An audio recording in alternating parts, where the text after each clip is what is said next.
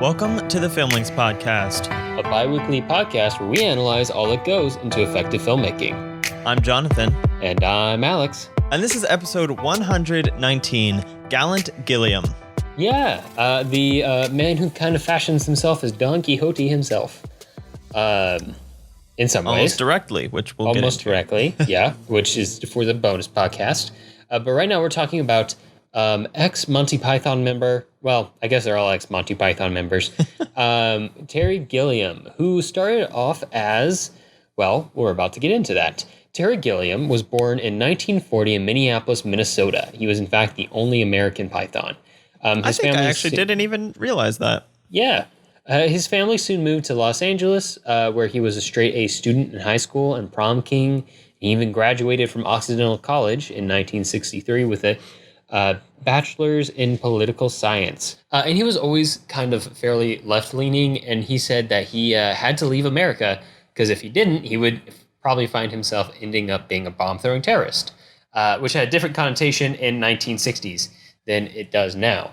So essentially, he just wasn't down with American politics and bounced. He did work as an animator early in his career and later in his career as well. But mostly early on, he was a strip cartoonist, and one of the photographic strips he worked on was in Help magazine and featured John Cleese. And that's kind of how he started to fall into the comedy world of the Pythons, who'd eventually be asked to join for the show, where he was a member from the outset, but credited first only as an animator and then later on as a full member. So his name would be separated in the credits and eventually included with the rest of them. His cartoons, which stitched the other sketches in the show together, eventually became the visual signature of the Monty Python show. They featured soft gradients, odd and bulbous shapes, and backgrounds and characters that were made from cutouts from other pieces of art and very often Victorian photographs. Anybody who's at all familiar with Monty Python knows the art style of their 2D stuff, and that is all Terry Gilliam, which is very important to his live-action work that we're going to discuss today. We've actually done an episode on Monty Python more generally, so you guys can go back and check out our episode on Holy Grail and Life of Brian and Meaning of Life. Yeah. And he co-directed Holy Grail with Terry Jones, which is kind of his first live-action directing gig.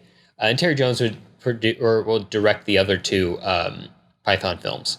But as the group slowly broke up after the production of Holy Grail and would come back together for their other two films, but would eventually break apart, he started working on his own independent movies, including Jabberwocky from 1977, which actually stars Michael Palin in the leading role, and Time Bandits from 1981, which features both Michael Palin and John Cleese.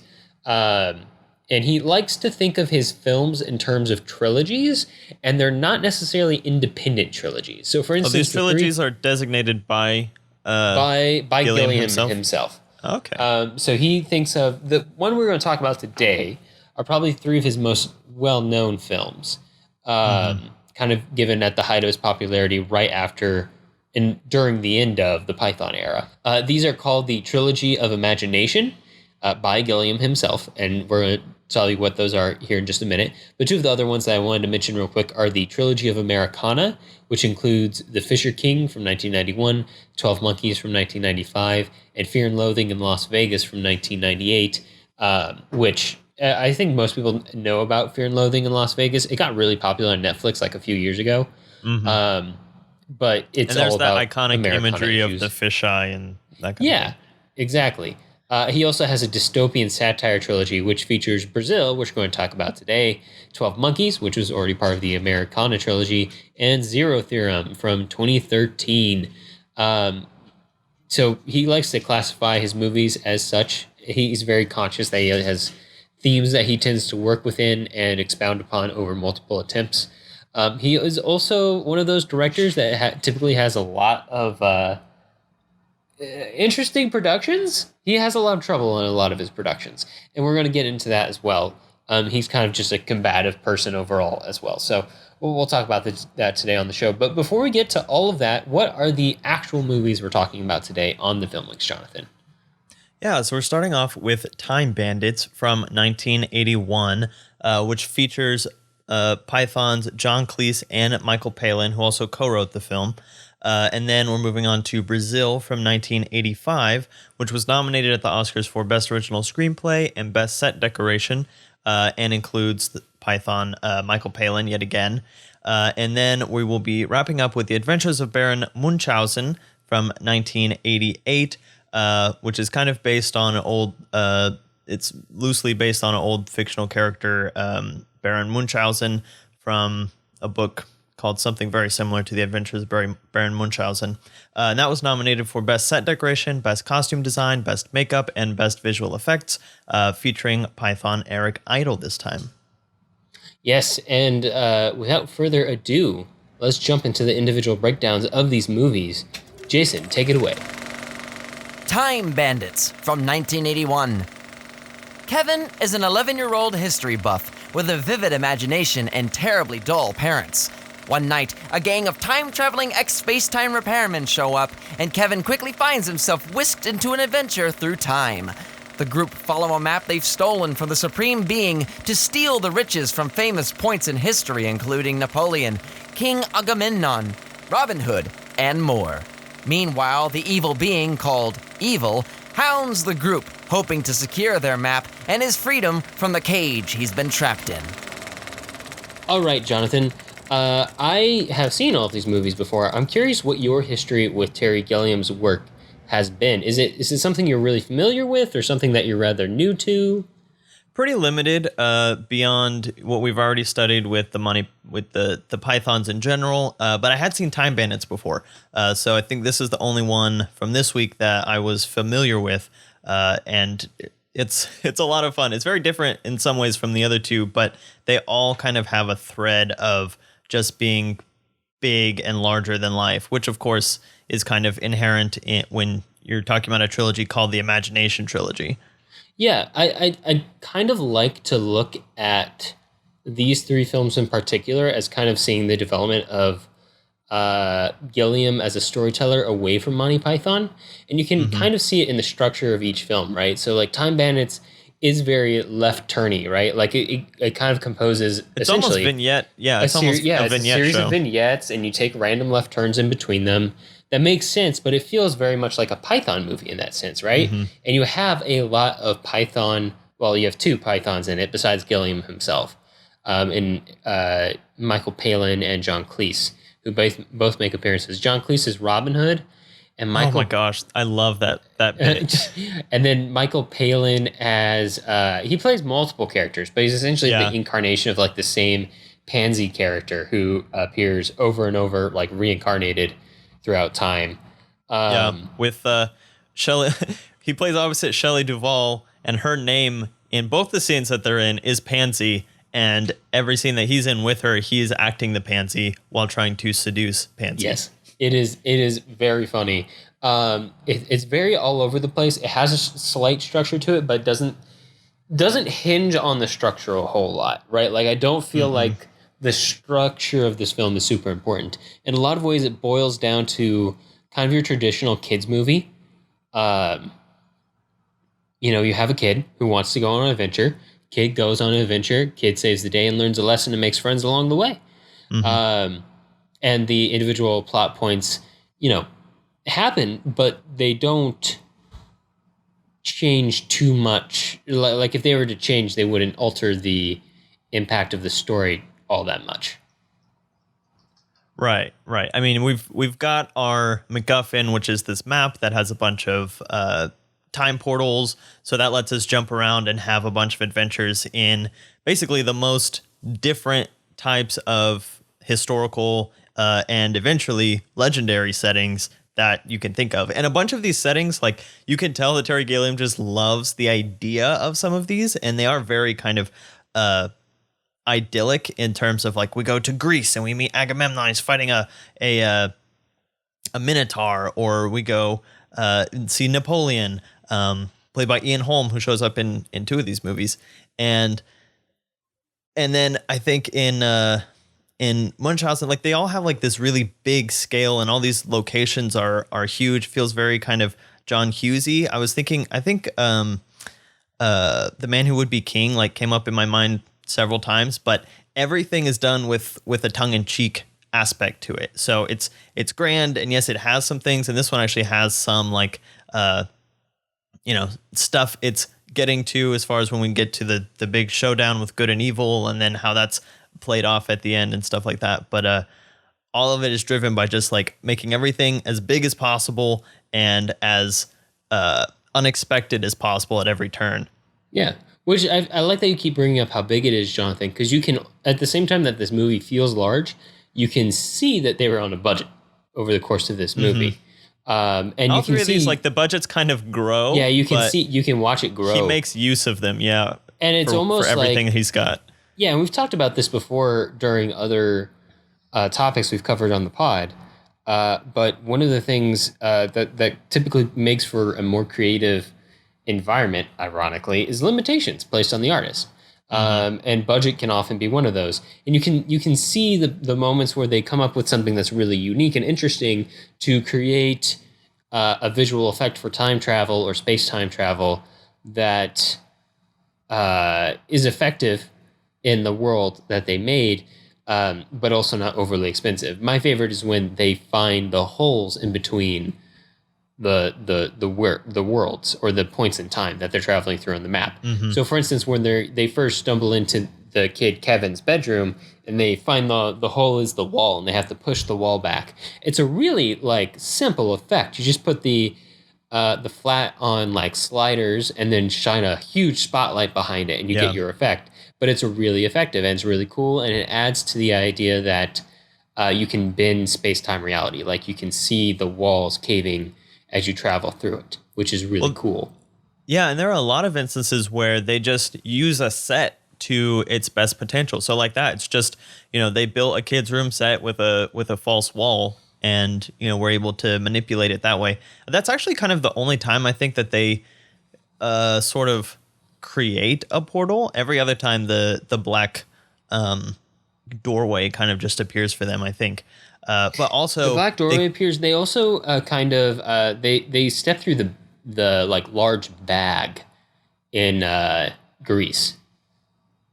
Oh, like that's true. And then they also get sucked through the whirlpool at some point. Yeah, there's some creative uses of it. There's imagination isn't just like a theme of like the plot or like the characters. Like it's effusive like throughout the creation of the film itself, which is great. Like that's what you want. Everything feels creative, even down to like the little touches. And you'll find this on all of Gilliam's movies, but the set design tends to be absolutely fabulous. But and that's what I'm getting at. Is like you can just the whole use film. Yeah, sets. Is the set in the final showdown when we first enter it. One of the things, and I'm sure you noticed this too, Jonathan. It's not super hard to spot, but the bricks that make up that room have little Lego pegs. Yes. On top of the bricks. It's like we're just in a child's imagination. Did you notice? Which is effectively what the entire show is. Mm-hmm. There's another element to that, and the whenever they're pulling Kevin out when he comes back to quote unquote reality, you see a chessboard that's like leaning against something. Half of it is leaned up, and then there are a bunch of knight pieces and stuff like on the bottom part of the chessboard. And in one of the wide shots in that showdown, you can see a checkered pattern on the granite walls and stuff like that. So the whole thing is built up. And in that sense, I was actually thinking of like the Lego movie and the way that the Lego movie kind of incorporates the real world at the end and stuff like that. And of course, there's tons of instances of that kind of thing in these kinds of movies where kids get sucked into a fantasy, like even, and this is also a connection that I was making throughout the entire trilogy that we watched, is it feels very Jim Henson. And of course, when you're thinking of imaginative filmmakers, Jim Henson is at, right up there at the top of the list with directors like Terry Gilliam. Yeah, no, this definitely feels kind of like Dark Crystal-y in a lot of ways. I was thinking even Labyrinth, that kind of a thing. No, Labyrinth too. That makes a lot of sense. One of the things that I do appreciate about this movie is it's not just a kids movie. It's like a traditional kids movie, like a Grimm's fairy tale kids movie, because a lot of characters just straight up die. They don't sugarcoat the whole thing. Also, how real do you think the events of this movie are within the setting of the movie? Do you think Kevin actually went on this adventure, or did he do it while hallucinated out on smoke? That's a good question, because there's the moment at the end where his parents explode because they touched the evil. So I don't. I mean, it could be just like a fever dream kind of thing. It does have also, again, I'm going to be making so many connections throughout our conversations on all three of these movies, because there's just so many striking visuals that kind of feel like a lot of other things in the same vein. The Time Bandits also had a very Wizard of Ozzy kind of a tone to it, especially when we come back to the real world and we see Sean Connery in the fireman's uniform and stuff like that. So it's kind of real in the same way that Wizard of Oz is kind of real. Like these are people that, relate to things that she's thinking and experiencing at that time in her life, but who knows if she actually went to Oz or not. So if I watched this film as a standalone, I would definitely say that it all really happened. But viewing Gilliam's other work, I don't think it did. I think it was all just in Kevin's head. Are you saying that Time Bandits, Brazil, and Munchausen are all in the same EU? Yeah, basically. Okay. We're going to have to come up with like a Pixar theory about that. Well, mostly, I just think that... So Gilliam does like twist endings, for better or worse. I mean, he's a Python, for crying out loud. And he's also, kind of fittingly, for a comedian, a big fan of tragedy. Yeah, that's true. So I wouldn't be shocked if this was, the tragic ending of, oh, you didn't really have those friends. They were just in your head the entire time. Yeah, I mean, the whole thing is set up pretty tragically, because all we get, and I was thinking about this too, is like if a movie like this was made today, I feel like we would get a good 20 minutes of a day in the life of Kevin. He goes to school, maybe he gets picked on, maybe he has like one friend, he comes home, his parents, like we do see a little bit of his home life where his parents are on their plastic covered couches and they're watching Your Money or Your Life, which in itself is a brilliant touch. And their appliances are all going haywire. And then he goes to his room. But in this one, we really just get like a couple minutes with his parents. We just get that his parents are like in a very, they have all the newest stuff, but they're also like very protective. Even just by covering their couches, we get that information, but we don't spend very much time on it at all before he goes up to his room and a freaking knight on a horse jumps over his bed and crashes through his wall, and we're like, okay, I guess we're doing this now. Yeah, no, it definitely has that left turn style of comedy, right? Like you just go in and then you just keep taking that turn. Mm-hmm. It's always unexpected, but it always fits because it's all unexpected. Everything fits if nothing fits, right? Right. Which is also the structure of this movie is also just the structure of like your standard Monty Python episode. Yeah, I know. I mean, even like Holy Grail, where, you've got all the different quests, like each section of this movie is like just a different quest. And then it all kind of builds up to the one, final boss, if you will. But each section on its own is very, very distinct. Yeah, which helps. It kind of, I think it's one of those reasons why this film sticks so well in the memory is you can remember certain bits of it so distinctly. Everything has its own style. Everything's production designed so well. It's also just immensely quotable. Yeah, Slugs, it's super quotable. They can't even operate machinery. Yeah. This one also is super fun. I feel like that's important to point out. Like there are films that Gilliam makes that aren't fun, and some of those films weren't necessarily meant to be unfun. So I appreciate when the fun is there and it's intentional. Have we mentioned Sean Connery yet? I briefly did, yeah. I mean, it was so shocking when he's in here. There's like a shocking like celebrity cameo in each of the three films we're going to talk about today, and Sean Connery is the one here. It's also just such a surprise too that he has the helmet on and he takes it off, and the audience is always like, Sean Connery, and then he talks like this, and then you're like, yes, it is Sean Connery. Did you notice a slight Jacques Tati influence on the earlier part of this film, Jonathan?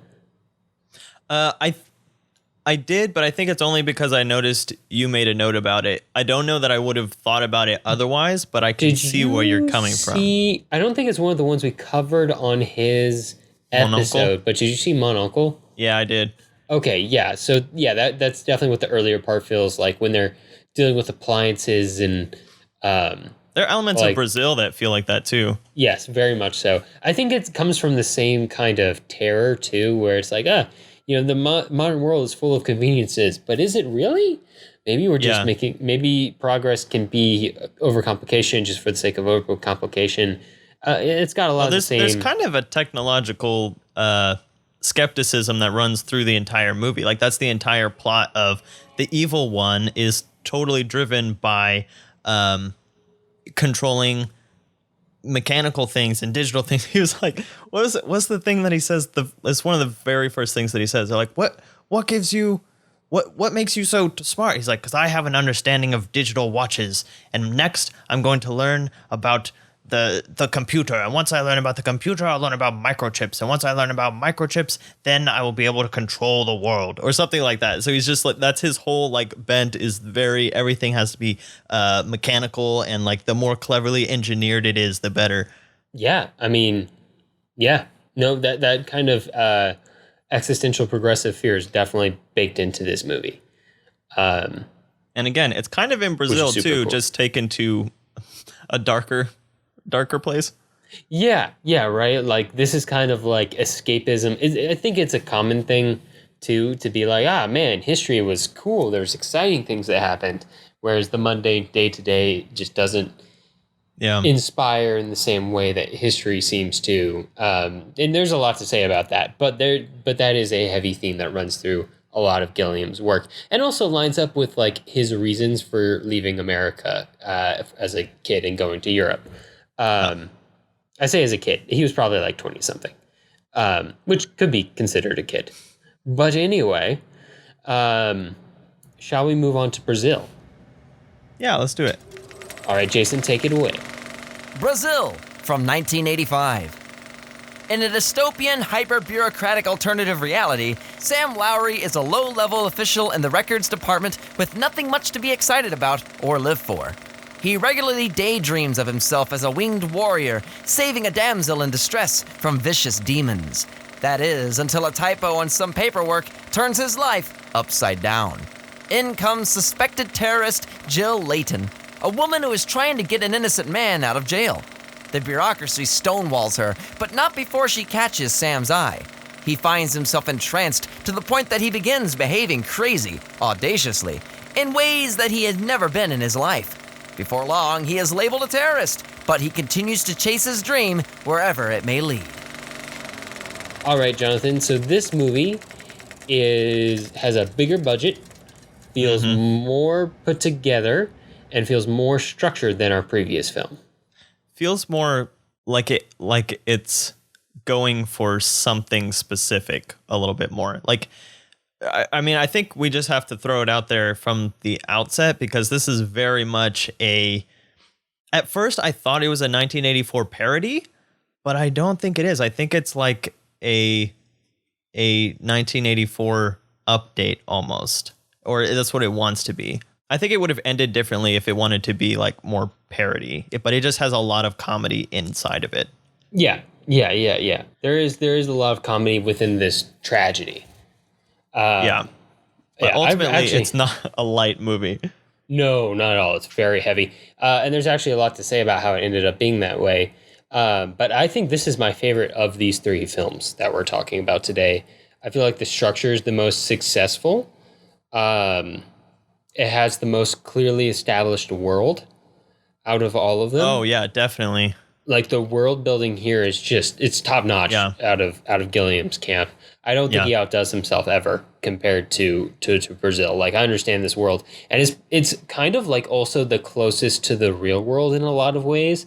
And I think that might be one of the reasons why it's so successful. Like, it's a lot not of the stuff that he's kind of predicting is not super far off. Like, everyone has a little TV in front of their face all the time. Yeah, it's mostly like an exaggerated version of reality more than anything else, which makes it relatable. It fills in a lot of gaps for us in terms of the world building that he doesn't have to spend time on screen working on. And yet it feels distinctly like a separate world. Like this is it's like and this is another thing that I kept coming back to with this movie is the world is like a Seussical version of the world of Blade Runner. Does that make sense? It is. So this is the first thing I thought when I watched this movie was this is where they got the style for How the Grinch Stole Christmas with Jim Carrey from the year 2000 came from. Because that's exactly it. Yeah, the fisheye, with all the pipes going everywhere, like the grungy neo-noir aspect of the lighting and the Metropolis aspect was very Blade Runner, but the crazy camera angles, the characters and the camera angles, all of that felt very Dr. Seuss-y. The film effects. It does in a lot of ways. And I think this is actually, when people go to make Dr. Seuss films, this is often where they pull from to make them, which is kind of surprising. But if you think about it, it also just matches his on-paper style, but in 3D, with these exaggerated bulbous shapes, soft gradients. If you notice, almost all of his films have a fairly soft look to them. They don't become super sharp until he starts working in digital way down the line. And then, of course, this kind of like cutout feeling almost, where people are like copy pasted from somewhere else almost into this place, where they fit, but it's clear that maybe they pop from the background slightly. Also a lot of backlight effects, a lot of colored lights, a lot of haze effects. This film actually was a big influence on stuff like Tim Burton's Batman and Robin and the Hudsucker Proxy, and How the Grinch Stole Christmas as well. And this is typically where people point to when they're saying they're doing the Gilliam style, is this film, which I absolutely adore. One of the other things I want to point out in here is another very common thing that Gilliam does. It's comes from the Baroque tradition, which even I'm like, ooh, look at that man. He's got a $5 word. Whenever I say Baroque. But essentially the idea is of like this dichotomy or this dissonance between two things that are right next to each other. So for instance, they have like these super high-tech computers and the super high-tech filing system, but also they still use a typewriter, or they have this super fancy screen for the time, for 1985, and they look at it using a low-tech magnifying glass. I think it also kind of points out like some of the ridiculousness of this. Also, the plot wouldn't have even happened if it wasn't a typewriter. Let's just point that out. That's very important. It's just a fly in the ointment, which feels like something that could just be a coincidence. And typically we're like, coincidences in plot are bad. But as the initiating incident that points out how ridiculous a system is when it caves, when one fly falls in one typewriter, it works perfectly. It's literally like a pebble at the top of a snowy mountain that just starts an entire avalanche. But it starts with one guy in a room swatting a fly. That fly falls into the typewriter and causes one mistake of one letter. And by the end of the film, so many people's lives are ruined. Oh, yeah. Or just ended. Yeah. It really spirals. Again, it has that left turn flavor to it, but in a more constructive plot. Yeah. And it builds. And when you do that, it's just called, is really good. Yeah, it's just called escalation, which is the traditional term for it in a standard dramatic structure, which is done really well here. And maybe not done so well in other movies we're going to talk about today, but it's done super well here. And I think there's a reason why this is like his classic movie. Like, this is the one that got into Criterion first. Right. What did you think about Robert De Niro in this movie, Jonathan? Did you even notice he was in here? Was great. I did know he was in here. Yeah, I think I had seen in like the opening credits or something that he was coming up. He just kind of he blasts in. I love just the concept that he's a rogue freelance like mechanical AC worker, and the big. I don't even know if it's like a national corporation or just like the one corporation that runs all the HVAC. It just like hates him because he's doing work on his own on the side, and he loves the excitement of just, going in, you find the problem, you fix it, you get out. And then the actual like official air guys come and they just tear the entire apartment apart. I just think he was a lot of fun, and he comes in and he's great as both a kind of random side character and also as a red herring ultimately. Yeah, ultimate red herring for the twist ending. I also like that the idea of a terrorist to this government is just somebody who like fixes things. Like, Yeah, that's it. really. That's what scares the government, is someone who fixes things. Yeah. Someone who fixes things without doing the right paperwork, though. Yeah, but as we see, if you do the right paperwork, it doesn't necessarily mean it gets fixed. They're No, more that's- obsessed with doing the process than they were with wasn't the sure results. if those guys were sabotaging him because he was starting to get out of line, and so they had orders to destroy things, or if they were just like really bad and that was just the point. A little bit of column A, a little bit of column B. Yeah, probably. Okay, Jonathan, let's talk about the production problems on this movie. Well, I was just let's just bring up a couple more of these story things. I think the big one to hit is the dream sequences. Oh, yeah, that's a good point. We haven't talked about the crazed dream sequences. Yeah. Because for me, those dream sequences are what essentially push this into being like Gilliam's version of Vertigo. I can see that. Yeah. There was a shot in, it might have been Munchausen, but there was a shot that reminded me a lot of Vertigo, of someone falling. But yeah, I mean, the elements of Sam Lowry, and this is the very first thing that we learn about him. His boss is calling his name, and then we smash cut to Icarus, His basically. daydream. Yeah. Yeah. Him as a winged knight flying through the sky, saving damsels in distress from giant samurai demons. Dressed as David Bowie. Dressed as David Bowie. Yeah, no, that's a good point. That's a cultural reference that isn't as recognizable now. Like, I didn't realize he was David Bowie until you just said that. I mean, I don't know if that was intentional, but I'm familiar with David Bowie too. It's just in the Yeah. 80s. Of course, you know who Bowie is. I can't think of any other reason that his face would have been painted quite that way.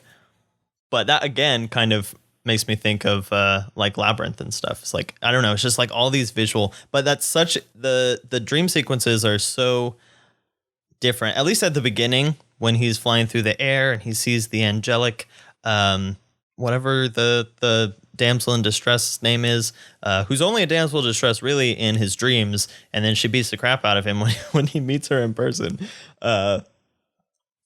But yeah, and then the dreams just kind of go down darker and darker pathways till we get to the end.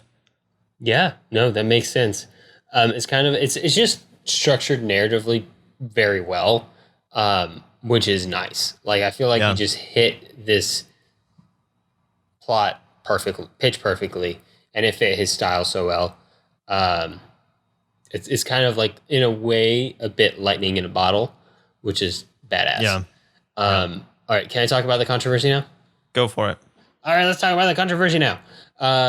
Okay, so essentially, this was the first movie where, Gilliam, obviously not a fan of authority, always kind of butted heads with producers. This whole movie is literally a criticism of authority. Yes. In general. But essentially, a lot of the producers at Columbia, which was the studio that was technically making the movie at the time, even though they were at the same time being sold to Sony, so it was chaotic. It was a chaotic time. Didn't love the ending he had planned for the movie, which was this dark ending, and so they recut it essentially secretly without him knowing, and released a different version in theaters that was shorter with a happy ending. Whereas abroad, in like England and in Europe and the rest of the world, Gilliam's cut was played, which was a little bit longer. It's the over 2-hour version that we watched for today's episode, and it has the his proper tragic ending at the end of it. Mm-hmm. It's like the opposite of Little Shop of Horrors, basically.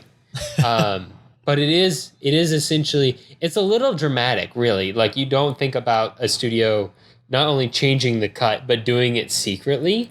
Like That's really sneaky. That's really sneaky. And it was definitely one of those situations where somebody started off as kind of like the head of the studio when this was originally being made, using the success of like Time Bandits, Jabberwocky, which came out in 1977, and his other Python movies to kind of, start up another project. It made sense. He hadn't flopped yet. And this movie performed well, not amazing in America, but well. And essentially have somebody else come in partway through because the studio's going through this changeover, and clear a house on the previous projects, including changing the cut on this project. That was actually super common practice, especially once you get into the new Hollywood or the American New Wave part, a section of American film history moving forward, was when a new studio head would come in, the first thing they did would be to just cancel every other project that was currently going. It's not really a thing anymore because studios don't really function as studios anymore, but so much as like big ass rental houses with money. But so it was. And this would not be the last controversy that Gilliam had. Kind of from this point further on in his career, like nearly everything he worked on would have some kind of controversy or issue or production problem or battle with producers on it. Yeah. Did you actually watch the alternate ending? I have not watched the alternate ending.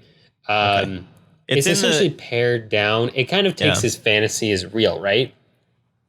I don't know. I haven't had a chance to watch it, but I do know it's included in the Criterion edition, which is streaming on the Criterion channel at the moment. Interesting. Well, there you go. If you have access to it, go check it out. Absolutely. Anything else about Brazil, Alex? I do not have anything. All right, well then let's move on to The Adventures of Baron Munchausen from 1988. Jason, set us up. The Adventures of Baron Munchausen from 1988. A European city lays war-torn and besieged by the cannon-wielding Ottoman army. A troupe of players puts on a show about the audacious life of Baron Munchausen, when the production is interrupted by Baron Munchausen himself, old and tottering, who claims they've gotten it all wrong. A kid in the theater company, Sally, goes with Munchausen on a quest to reunite his team of super powerful friends and save the city, which is supposedly under siege because of Munchausen's antagonization of the Turks. The adventure seems impossible, but with the help of the speedy Berthold, the strong Albrecht, the large-lunged Gustavus, and the sharp-shot Adolphus, all decrepit old men themselves, the Baron and Sally just might be able to save the day. With a little imagination, of course. All right, Jonathan, what did you think of this big movie? I thought it was pretty doggone big. Like, there are so many sets and so many things that are just completely constructed. This is something that makes me, again, back to Jim Henson, like this type of filmmaking that is, it's basing it on material that is, you can kind of feel like it comes straight out of like a fantasy, almost a children's book. Obviously, this one's not quite like a children's story, but these things that are easy to write, but much harder to film. And yet, when you're able to pull it off, and especially when you're able to pull it off in live action, because these types of things are done almost exclusively in animation these days. And so going back to a time when if you wanted a giant island fish to swallow up 4 of your characters, you've got to make a giant island fish somehow, whether it's a miniature or whether you're making like a big fish mouth to put in a tank that you're going to film. You are building all of these things and all of the details are being created by people. And it just adds a texture to the film as a whole. And just to kind of like put out another sort of one-to-one on this, it's like, I just recently watched, because Criterion ran it as like a Saturday matinee. But there was an old version of The Little Prince that was directed by Stanley Donen, who is very famous for doing a lot of very big musicals like Singing in the Rain. And then it's been remade more recently most people will probably be familiar with the Netflix version of The Little Prince. Both are very good, but in Stanley Donen's version, he had to make a bunch of these worlds and a bunch of these like very fantastical things from the book himself, and he had to find a way to do that. There's a lot of lens tricks and stuff like that, but it just gives the films a very different texture and a very different feeling of like the intentionality that goes into it. And obviously there's nothing wrong with animation and stuff like that, but I feel like it's almost entirely replaced this type of do it all.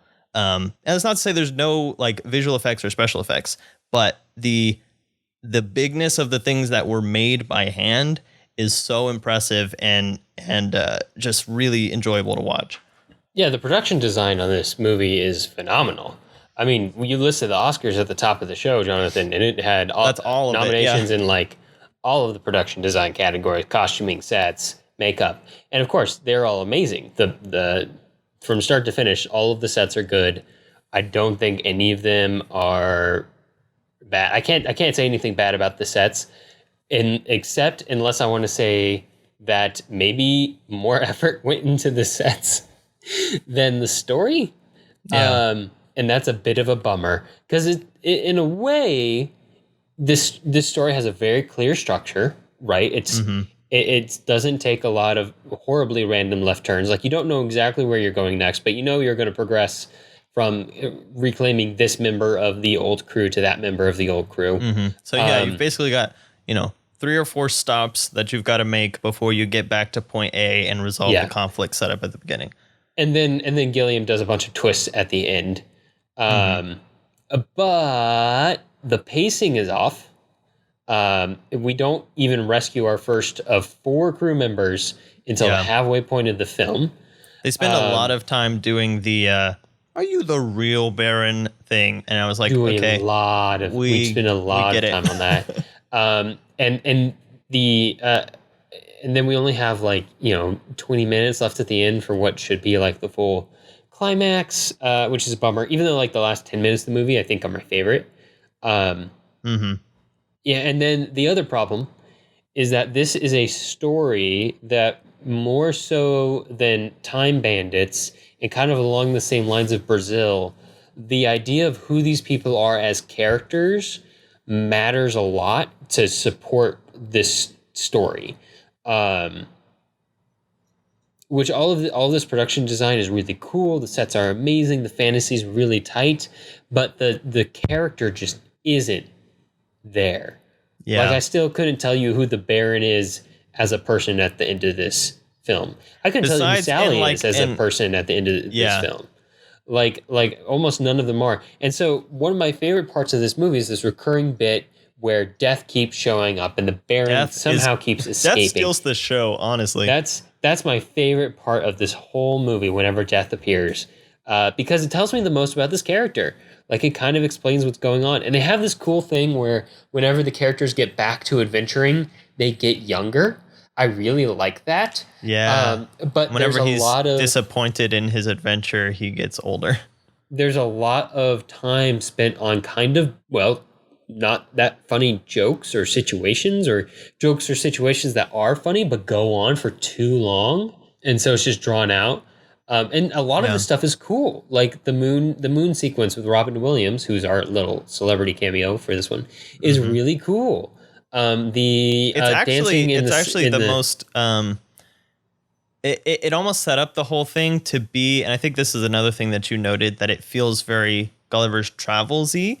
Yeah. And in Gulliver's Travels, each of his destinations is a societal critique of one in one form or another. And I think that applies pretty well to the moon sequence as far as the people's heads and their bodies having different goals and kind of the clash that is always creating, which I think was fun, but that wasn't really a theme of the whole movie. I almost felt like it should have come up in more of the other subsequent sequences. There was a little bit with the unionizing workers in Hephaestus's volcano, but then they just kind of dropped that. That wasn't even the focus of that sequence. Yeah, they kind of drop it for this kind of unexplained love triangle plot that doesn't make a lot of sense. Except for the fact that, and that's what I was gonna say about the Baron, is like the only character development that we get from him is kind of this Odyssean womanizing that everywhere he goes, he's left another woman heartbroken or whatever. Which is an interesting thing on paper, but the character of the Baron that we see doesn't really support that, right? Especially, like, yeah. What is it especially about the Baron that draws women to him? flowers? Is it that he goes on roses everywhere. adventures? Where he does the flower stuff is cool, but I totally missed it for the sake of not understanding any of these characters. You could almost say he's charming, but half of the time he's like a bumbling fool. Like he can't string like two coherent sentences together for most of the movie. And then, by the time we're like in the second hour and they're just like finding members of the crew on top of each other to save time. The last two members of the crew, they barely matter at all, honestly. Yeah, they're like there. But again, like they have like a slapsticky skit. Yeah, each one of them has a thing. And that's what, from the very beginning, the moment that Eric Idle took off his shackles and started to like wind up his run, and his feet were like bursting through the concrete or the stone floor, I was like, oh, this is a live action cartoon. And it kind of is, not all the way through, but it kind of just is like a Bugs Bunny cartoon for a lot of it. For a lot of it, yeah, which is fine. Like, that's great. That's a great theme. But a lot of it just lingers. Like, it definitely feels like the story and the script and the pacing could have used, like, more time in the oven. Mm-hmm. Like you had, like, the start of a good idea, but you didn't follow through on it. And so, you're kind of just left going, huh? And I will say, I know that this is like US ratings, but Time Bandits and Munchausen are both PG, and of course that's from the 80s, so take that for what you will. And Brazil is R. So there is an element where it might have been aiming for a young audience, and so a lot of these things are exaggerated and they weren't trying to put the same kind of maturity into it. But I feel like you're right, it would have benefited from more maturity, even if you keep a bunch of the fun stuff in there, but don't sacrifice the stuff that you're going for just to put a couple extra silly bits in there. Yeah. I mean, even going back to that moment where Berthold, played by Eric Idle, is kind of winding up, that section kind of goes on too long. Like, I got it. Mm-hmm. He really has to wind up, but it didn't get funny again. And we didn't take that much time to set up any of the other guys' superpower, if you will, because they all have their thing. And we kind of get like one sequence where, the one guy can hear him coming and the other guy can see him, and then they shoot an apple out of a tree from like 1,000,000 miles away or whatever. But that all happens within 30 seconds, and Eric Idle gets a full minute of just like getting his run ready. Yeah. It's it kind of just goes to show there's so many good parts to this movie. It just doesn't come together. Like, a lot of it ends up being kind of a slog, and then the last like 12 minutes are really cool, and the last 3 minutes don't kind of make sense. Kind of don't. Like the end where they walk outside and the Turks were never there. Like, I love that part. And then he has like a closing line that I don't love. Remind me what he says at the very end. Everybody who had a talent for living happily ever after did so. Oh, yeah. Which I kind of like. That wasn't cheeky. the closing of the film. That was kind of the closing of his story, where he narrates his own death, and then he's like, "And that was one of the many times that I died." And we're like, "Wait, what?" Yeah. I just didn't. I liked the ending section where, from the point after the story's been told to the moment they walk out of the gates. I really like it. It just felt like a good ending to the movie that was being told to us, even though it didn't make perfect sense. But that's okay, because it didn't have to make perfect sense in this world.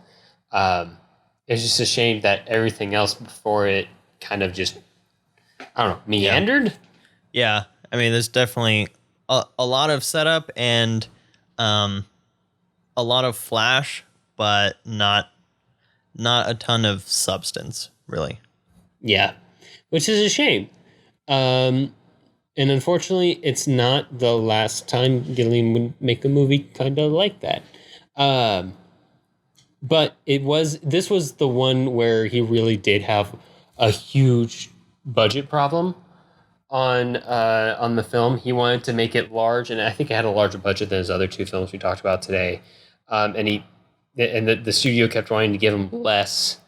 And of course, with sets this big and so many extras and so much of everything in the movie, it had to be big, and it didn't really perform up to the expectation of a movie that got that big of a budget. I don't think it lost money, but it didn't perform as well. It was kind of like the end of this early good Gilliam streak that he had. And from here on out, like, he would still make movies, he would still make features, but it would never be as easy as some of those earlier ones were to get support and money. Now, he did continue to make movies, and many of those movies are very, very good. It's just, it would be a harder road from here on out for him to make films. Yeah. I've seen that with other directors too. So with that, let's slide into overall notes, Jonathan. Yeah, definitely. All right, so let's talk about some of the themes of Terry Gilliam. Specifically, I feel like here we have to talk about imagination and fantasy, because it's important. And not just in the context of that all three of these films are fantasy films, but they all touch on the importance of storytelling within our day-to-day lives for each of the characters involved in these movies. Yeah, that's true, because, I mean, Munchausen that's the entire structure is, they put on a play of Baron Munchausen's life, and he walks in himself in the flesh and is like, that's not what happened, here's what happened, and then he spins this big yarn. In Brazil, it's more like Lowry has this narrative of the way that he sees himself and his knight in shining armor kind of a thing, and Time Bandits is a little bit less so, but you could still get this idea that, you know, whether or not the kid is telling himself a story about all these things that happened, or if that was just kind of a coping mechanism for a terrible tragedy that happened to his family. So that one's a little more up for grabs, but that is kind of this theme that's going through is what elements are real, what is in your imagination, and how much does that crossover matter, kind of? Yeah, that's fair. Yeah, I do like his use of those, again, to put on my fancy pants, Baroque dichotomies that he uses in his storytelling. I feel like his art style just flows so well and uses those same techniques and is so eclectic in its own right, and it pours over into his movies that they feel just so gosh darn unique compared to anything else that you see from like the same time period. That's really cool. It's kind of hard to find people with that signature of a unique style that kind of just feels like, even down to the production design, like could only be done by them. Of course, it's not that he isn't without influences. He obviously he was influenced by his long career, like 10, 20 years, something like that, working with Monty Python. And he would continue to work with Monty Python, obviously, throughout his life. But also, he quotes his own biggest influence as being Federico Fellini. Completely understandable. I'm sure fact, 8.5's got to be at the top of that list, huh? I mean, yes, 8.5 is. It actually makes a lot of sense when you look at something like the left turnism and like essentially the surrealism of 8.5. Oh, yeah. That it would be a big influence. And actually, the original name for Brazil, Jonathan, was going to be 1984 and a half. Which was a reference both to George Orwell's 1984 and to Federico Fellini's 8.5. Because while the situation feels very 1984-y, the character feels kind of 8.5-y, which is like the weirdest way you could ever describe a character with numbers, but it makes sense. And I will say, like, all of these films do have, bringing it back to what we were kind of setting up at the beginning, a quixotism to them. They're all about people who have this grand idea of what a hero is, or what what adventure is, and they just kind of like go after it. Sometimes smartly, sometimes foolhardily, oftentimes foolhardily. But that I feel like I could almost make a direct Don Quixote pin on all three of these, with the kid's obsession with chivalric stuff and that's around his room in Brazil, obviously his daydreams where he's literally a knight saving a damsel, Baron Munchausen where he's telling himself all these he's telling these stories about himself, going and saving the day and saving damsels and all this kind of stuff. Like, these are directly from Cervantes, and to the point where like you were saying, Gilliam almost kind of relates himself to Quixote in some sense, in a way that he kind of goes rogue on leaving America and making films his own way, regardless of the way that the studios want him to make it and that kind of thing. And to the point where he actually, well, this is going to be a topic for the bonus podcast, but he does make a film based on Don Quixote, and that is a quixotic adventure in itself. Yeah. And we will talk about that. But yes, and it's about a director. It's kind of obvious what it's actually about. But yes. Anyway, we should point out how influential Terry Gilliam is. He has such a unique style, right? And we mentioned a bunch of other films. Did you mention Delicatessen? I did not. That is a movie that is also very influenced by Terry Gilliam. We mentioned Batman, How the Grinch Stole Christmas, and other live-action Dr. Seuss trilogies since then. Which are probably mostly influenced by the How the Grinch Stole Christmas live action. So yeah, it's kind of a trickle down from that. It's definitely become a transitive property type thing. Yeah. The Hudsucker Proxy. And you can kind of see it has these wide angles. It has very obviously constructed sets. It has, we mentioned the soft gradients of his artwork. He doesn't use a lot of sharp focus. Well, I shouldn't say sharp focus. He kind of uses a lot of haze effects to soften the appearance of things on screen. And I'm sure, although I don't have evidence or any interviews about it, some kind of gauze effect here and there, or soft lighting or diffuse lighting to kind of get that softer effect, but also not to the extent of like 1980s Oscar bait movies, which are just like look out of focus to me, because I'm a digital kid. But the Brazil uses a lot of haze that helps in the kind of neo-noir tone that the movie kind of leans into at some point. Yeah. We should also point out, and I don't think, let me just pull it up. Let me tell you, Terry Gilliam has more unrealized projects than you could shake a stick at. Just so gosh darn many. I think he wanted to do one of the Harry Potter movies, which I think actually could have been pretty cool. And the first couple Harry Potter movies kind of feel a little... I could totally see that, yeah. A little Terry Gilliam. He worked as an opera director. He tried to do... before Amazon did it, like a year or two ago, he tried to do an adaptation of Neil Gaiman's and Terry Pratchett's comic fantasy novel Good Omens. Which I could totally see him doing a Stardust, honestly. Yeah. He tried to do A Tale of Two Cities, Connecticut Yankee and King Arthur's Court. I can see all of these in his style. His style could do a lot of stuff too. You could do a lot of stuff in it. He wanted to do a sequel to Dr. Strangelove. Oh my gosh, that sequence of Munchausen riding on the cannonballs made me think of Dr. Strangelove. He definitely likes that movie. Like, I mean, obviously, but it's the influence of it on his work is very much there. Yeah. He actually turned down offers to direct Who Framed Roger Rabbit, Forrest Gump, interesting, Braveheart. Braveheart in Terry Gilliam style would have been weird. That would have been really weird. But he was also considered to, but did not, was not offered, I believe, to direct The Truman Show from 1998, which could have been a very Gilliam movie. I could have seen that too, yeah.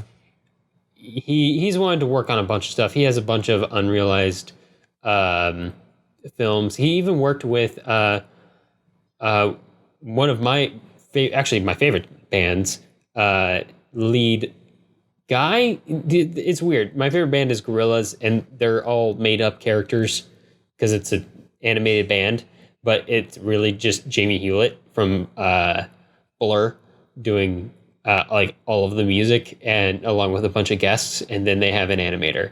But they wanted to do a Journey to the West adaptation for the Gorillaz, and they were going to have film, and they were going to have Gilliam possibly direct it, which would have been so cool. I would have loved to have seen that. Yeah, that's interesting.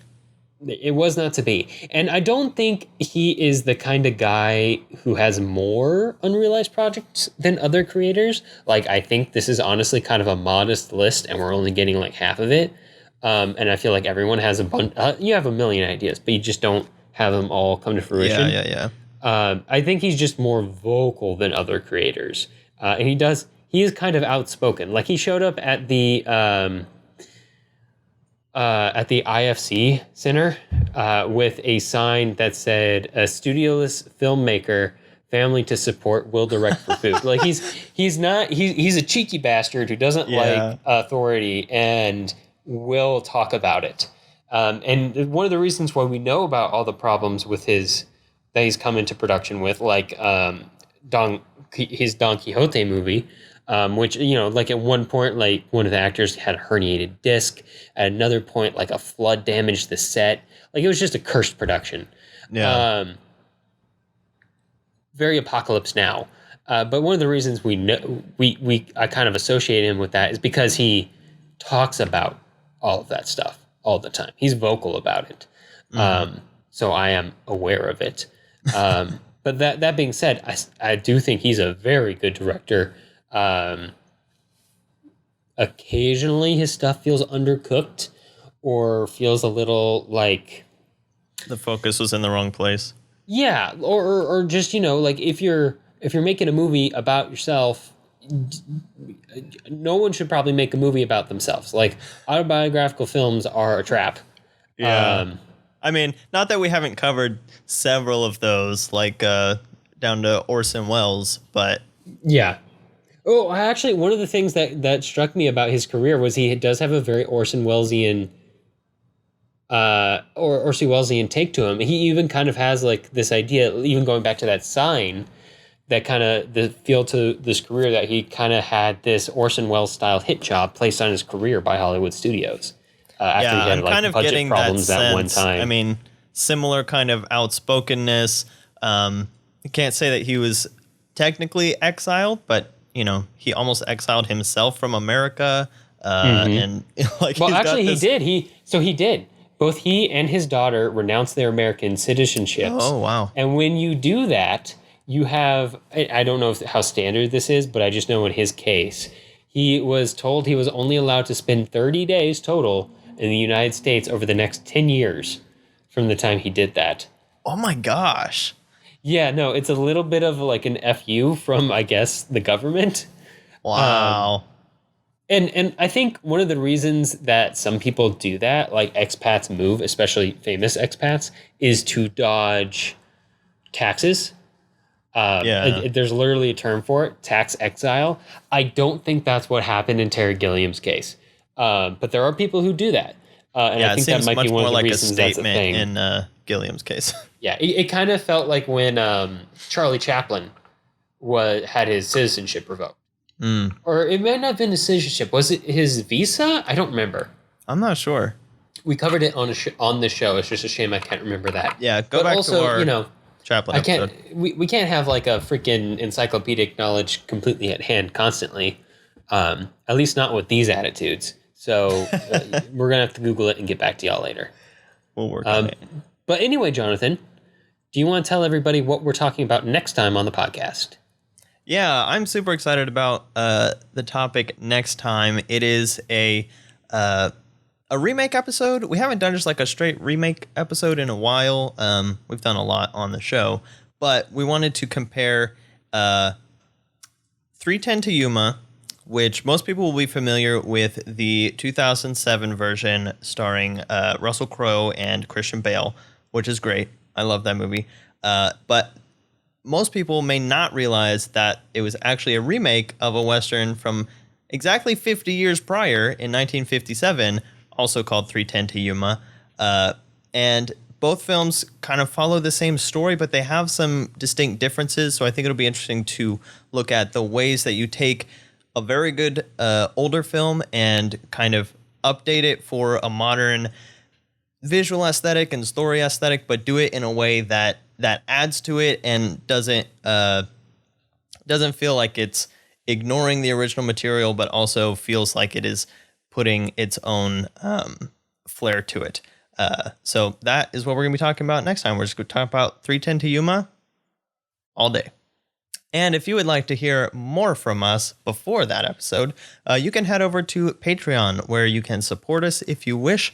If you do so, you'll be able to join our digital community on Discord, where we live stream episodes. Sometimes we do Netflix parties and stuff like that. Just talk about movies. And we also have a bonus podcast, and the last episode of that was Room 8. Next time we're going to be talking about The Man Who Killed Don Quixote, which was directed by Terry Gilliam, as we've been setting up. So if you'd like to hear more about Terry Gilliam, head over to the bonus podcast and check it out. Well, that's about all the time we have for this episode. If you have movie suggestions for us or just want to reach out, I can be found on Twitter at JSSatchel. And I'm at Alex Geringer. And I'm at the Blue Jay, 1994. And to find links to things that we talked about today, you can view them on the blog at thefilmlings.com. If you like the show, let us know. Leave us a review on iTunes so other people will know what we're all about. We definitely appreciate it. Talk to you next time. All right, see ya.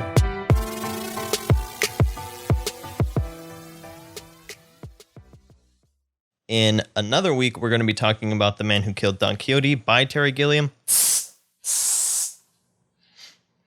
Sorry. Is that your cat? That was me hissing at my cat for scratching the couch. Oh, okay. I gotcha. Sorry. Is that going to be our outro? Probably. I don't think we've had an episode. You have a scratching post right there. Come on. Sorry. I don't think we've ever had an episode in the history of the Filmlings where Jonathan sounded like a bigger idiot than I have. This might be the first. Maybe. I'll put it in there. Although I do have editorial control over what goes at the end.